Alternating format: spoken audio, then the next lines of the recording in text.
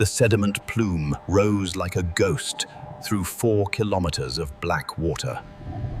The dredge operated with a relentless mechanical hunger, transforming the seabed into a crater. Look at the depth on that red band. Are we seeing a mineral signature there? But it was the anomaly at the excavation's heart that commanded every screen. 6 weeks prior, a routine survey detected metal, vast quantities of it, buried in the deepest Pacific. Initial estimates suggested profit. A sunken cargo ship, perhaps. A 6-month assessment was authorized.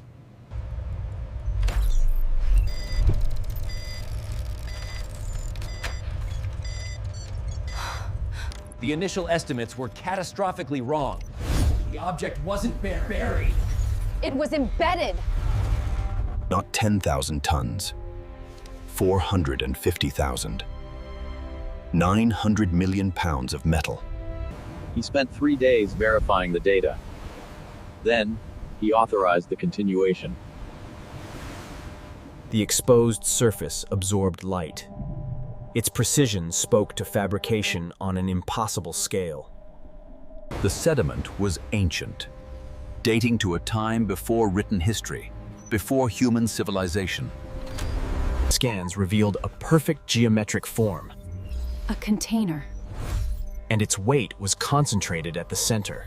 The interior held something with the density of the heaviest elements on Earth, but in world-changing quantities. The supervisor paused the dredging.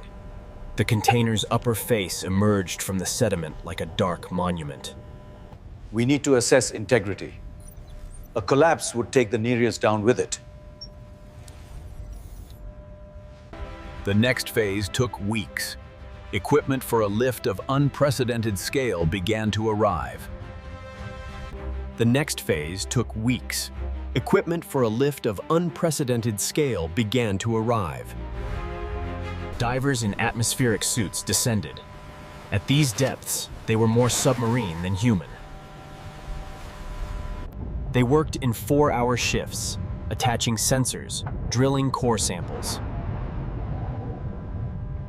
The metal was steel, but with a microstructure suggesting unknown fabrication. It showed no corrosion after millions of years. The question of what lay inside became an obsession. Some whispered about weapons, things hidden away from human reach. Excavation resumed with precision. The patterns repeated, suggesting modular construction. There were no seams, no access panels. By the time it was fully exposed, 2 months had passed. Costs had exceeded any projection of profit. Continue. The value may be beyond commodity prices. But the consortium authorized continuation, motivated now by curiosity. The attachment phase began. Cables rated for thousands of tons were anchored directly into the container's shell.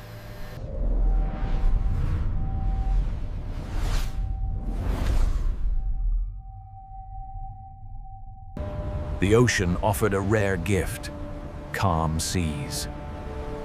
The lift was authorized for dawn.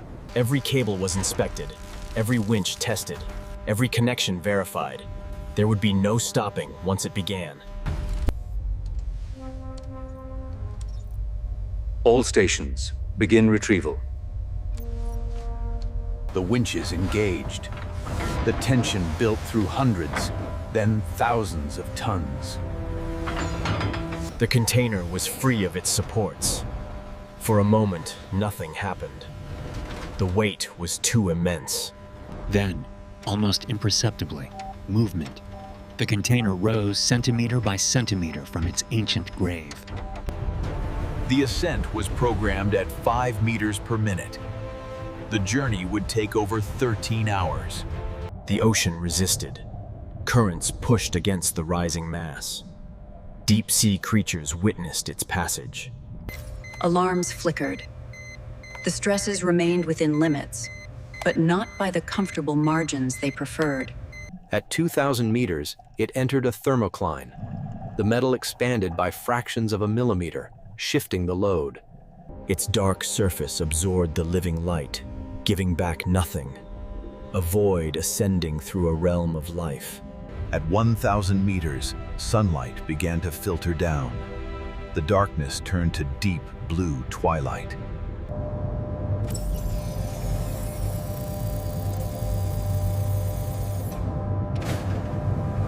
The container emerged like a dark island appearing from beneath the waves. 900 million pounds swayed gently in the swells, held aloft by engineering at its limit. The cables sang with tension, a vibration felt in bone and teeth. Tugboats worked for hours, aligning the container with a specially prepared barge. The barge rose to meet it. Metal would meet metal. Metal met metal with a deep, resonant boom that echoed across the water. Metal met metal with a deep, resonant boom that echoed across the water. The container settled. The cables went slack. The lift was complete.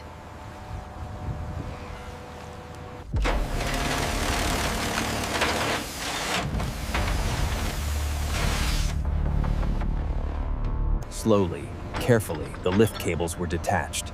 The container sat stable, a new island on a steel sea. The Nereus and her sisters began recovering their equipment. The crews were exhausted, but the work was not done. Exposed to air for the first time in epochs, its surface dried. A faint iridescence appeared, like oil on water. The barge began its slow journey toward land, escorted and watched. A secret pulled from the deep. At a secure facility, the barge was docked. The container would remain here, the center of a new universe of study. The cleaning process began. High-pressure jets revealed the surface in sections, and the symbols became clear. Every inch was documented. The symbols suggested writing, information encoded in a language of pure form. The metal's crystalline structure spoke of fabrication involving extreme heat and pressure in ways we cannot replicate. The question of access dominated. It had no doors, no seams. To drill was to risk destroying what had survived eons. Every scanning technology was used. The results were contradictory. Solid mass or Weeks turned to months. It sat in its enclosure, a mechanical deity attended by priests of science. The world's media heard whispers. The official story? A geological curiosity. The truth remained classified. Finally, the decision was made. A single access hole. The smallest possible window into the past. The drill was set up with elaborate precautions. Remote operation, inert gas cooling, every particle analyzed. The drilling began with a sound like continuous thunder. The bit advanced through 2 meters of unknown alloy. 6 hours to breach the full thickness. When the bit finally punched through, instruments registered a pressure above atmospheric. It had been sealed. Preserved! A camera probe descended into the darkness. The images it sent back silenced the room.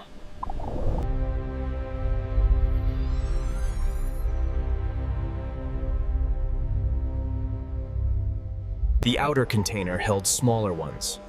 A library written in metal, preserved in the most permanent medium conceivable. The discovery had changed. This was not salvage. It was archaeology of unprecedented significance. The weight suggested something incredibly dense, yet sensors showed no radiation, only perfect, silent mystery. Plans were drafted to extract one inner container. It would take months, perhaps years. For now, they documented everything, mapping the interior, analyzing the inscriptions, measuring each detail. Late one night, a metallurgist noticed something, a faint pattern under certain light. Not the symbols, something else.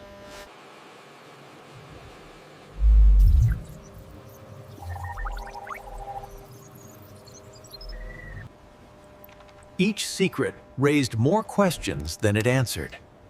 That was the nature of true discovery. 4,000 meters down, the ocean began to reclaim the crater. In centuries, all evidence would be gone. The container sat unchanged through the transition, immune to our cycles, a presence from a deeper time.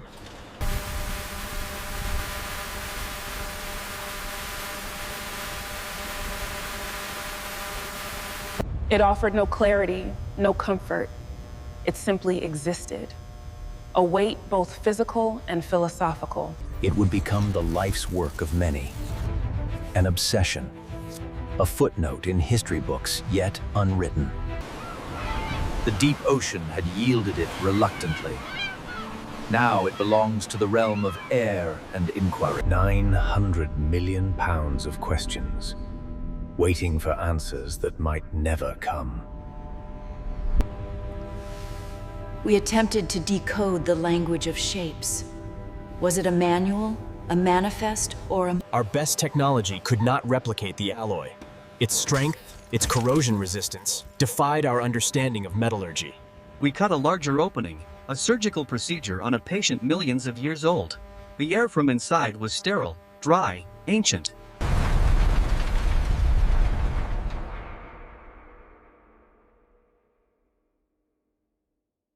A robotic system was built to extract a single inner cube. The procedure was programmed for absolute minimum vibration. The cubes were not welded. They were fused, as if grown together. Separating them was an act of careful violence. The first inner container was extracted, 1 cubic meter of perfect, dark metal. It weighed over 19 tons. In the isolation lab, it sat. Smaller, but no less mysterious.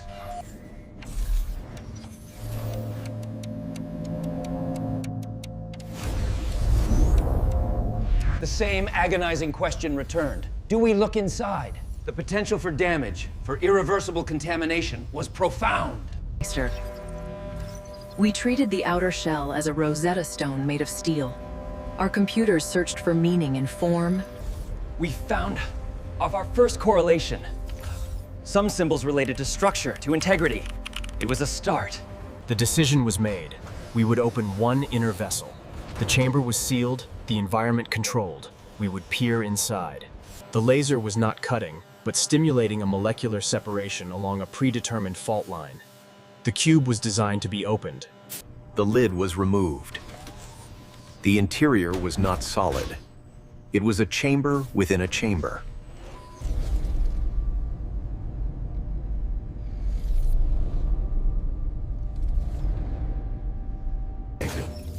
It was not metal. Its composition was of more surface, a perfect energy-evading shell. It defied all passive analysis. It was a perfect black box. The only way to know more was to interact. An electrical stimulus triggered a change. The shell became transparent, and we saw what was inside. My God.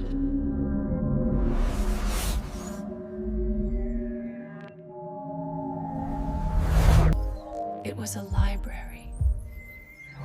No seats. This was no ore, no ballast. This was a deliberate shipment, a cargo of something sent across time. The implications now span disciplines. Panspermia? An archive? A backup? We resumed surveying the main cache. The cubes were not identical. They were categorized. We had opened one from what might be the index. Each category was different. Different internal cradles, different contents. A vast, organized collection. The symbols weren't words. They were blueprints, icons representing what was inside. A filing system for the cosmos. We began to crack the catalog. We couldn't read the language, but we could understand the library's sorting system. A new discovery. The container hadn't just settled. It had impacted. It struck the Earth with such force, it deformed the bedrock. It was not placed gently. It arrived with violence. It was a delivery that scarred the planet. Do we have the right to open these? Is this a gift or a quarantine? The moral weight now equaled the physical. The contents were not inert. They were responsive, awaiting the correct signal. Prudence demanded extreme caution. The ovoid was transferred to a facility designed to contain unknown pathogens. Time passed. The initial shock settled into the grinding, glorious work of long-term study. For the next generation growing up around it, it was not impossible. It was simply there, a fact of their world. There was no dramatic revelation, just the slow accumulation of data. Building toward... It held its secrets with the patience of something that had waited millions of years. It could wait millions more. The ocean kept its other secrets well, covering most of our planet, explored less than a fifth. 900 million pounds of proof. The search began for others. New eyes scanned the ocean floor, guided by the gravitational anomaly of the first find. The ovoid was not static. Its internal state changed in cycles, and we could not correlate with any external stimulus. Material analysis has yielded novel metallurgical insights. Publicly, the story remained controlled. We stopped trying to read it as a language. We began to model it as a spatial grammar, a set of instructions for building things. The shapes were theoretical, constructs of higher dimensional geometry. The symbols didn't describe the container's contents. They described the structure of space-time around it.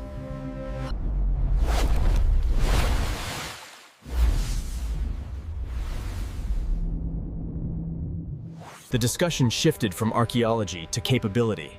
This was not just a relic. It was a piece of functional, universe-altering engineering. We chose a different file. We applied what we thought was its access frequency. We hoped to ask a question. It didn't show its contents. It displayed a map, a web of connections spanning the chamber. It was a geological survey, precise, impossibly ancient. It's the mantle. But the date is all wrong. It wasn't a shipment lost in transit. It was a deployed sensor package. And it was still reporting. They found more. Not one or two. A grid. The secret could not hold. The discovery became an international crisis, a race for understanding, laced with fear. Using the new models, we found an interface. A panel responded not to touch, but to sound. A keyhole made of vibration. Within the wall, we found a tool, or a key. Its purpose was unknown, but its placement was deliberate. The rod was a catalyst. It didn't activate the ovoid, it harmonized with it. They were parts of a system. A faction argued we were studying a lion in a zoo. To understand it, we had to meet it in its native habitat. We returned to the deep, not to dig, but to communicate, to ring a doorbell 4 kilometers down.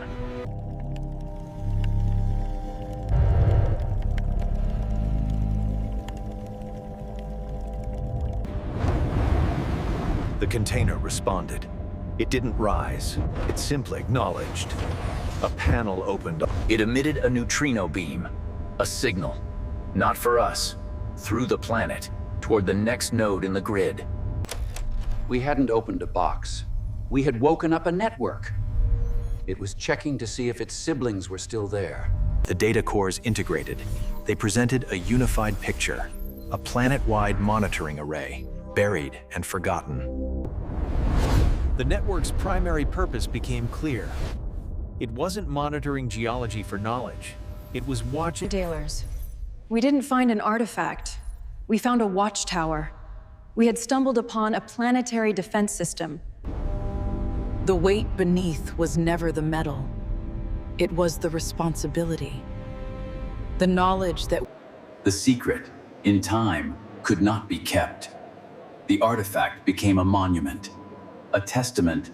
Publicly, a museum. Privately, a mission control. We had become the stewards of a legacy we didn't build.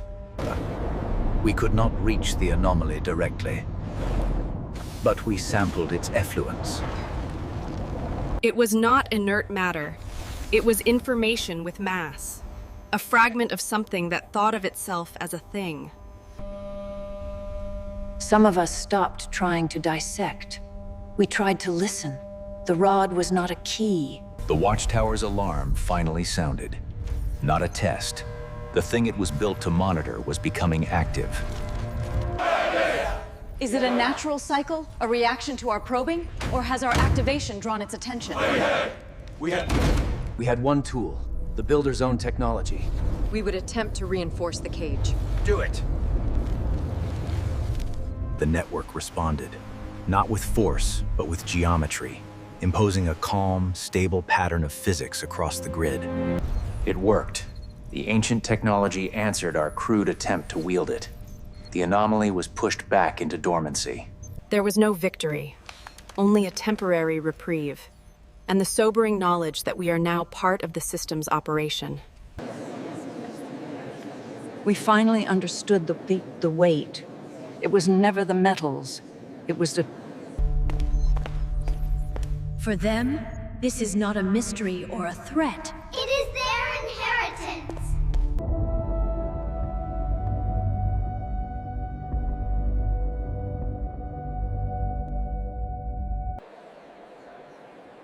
The world saw a marvel. We lived with a covenant. My predecessor called it a watchtower. She was right. We are the new watch. We learned to make a whisper of their song. A gram cost more than the original excavation, but it proved a point. We could learn. They weren't guarding us, they were guarding it, keeping a dangerous specimen contained. We are the lab techs who inherited the experiment. The next generation doesn't fear it. They interface with it like a familiar instrument. They are growing native to the mystery. I found a pulse. Not the pulse, something else. It was a heartbeat, a systems check, a message saying, "We are still here. The watch is unbroken."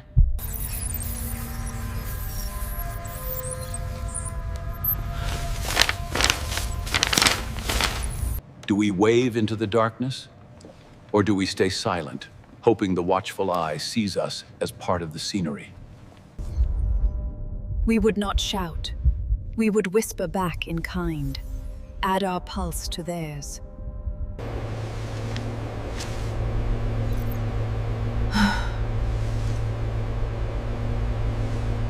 They heard us, and they acknowledged.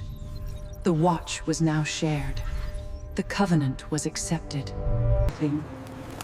The greatest discovery in history changed nothing on the surface. The sun rose. People lived. The weight beneath is still there. But it is no longer a burden. Millennia passed for the network between pulses. Our lives are flashes to it. Yet, it accepted our rhythm into its own. It became history, then legend, then a footnote. The truth settled into the bedrock of humans. The operational center moved off-world. The interface became minimalist, almost spiritual. We stopped asking, how does it work? We began to ask, what did it feel? The symbols are... The wolf was never in the cage. The cage was a bandage on a planetary wound. The watch was medical. I helped pull a question from the deep. I lived to see it become an answer.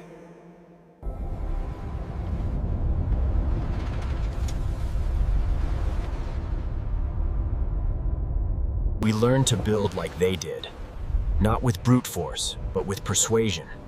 Asking the world to be its best self. They didn't leave. The deep forgets. The sediment fills the holes. The ocean's memory is longer than stone, but it, too, lets go. Time, which it had defied, finally welcomed it. Not as an alien thing, but as a seed around which a world grew. For those who came after, it was archaeology squared. studying the study of the unknown, a layer of their own history. The symbols lost their urgency.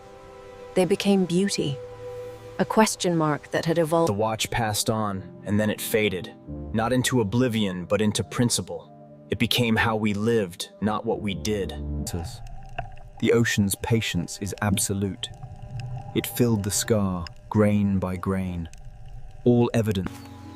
The weight beneath taught us to be custodians, not just of a planet or a mystery, but of the very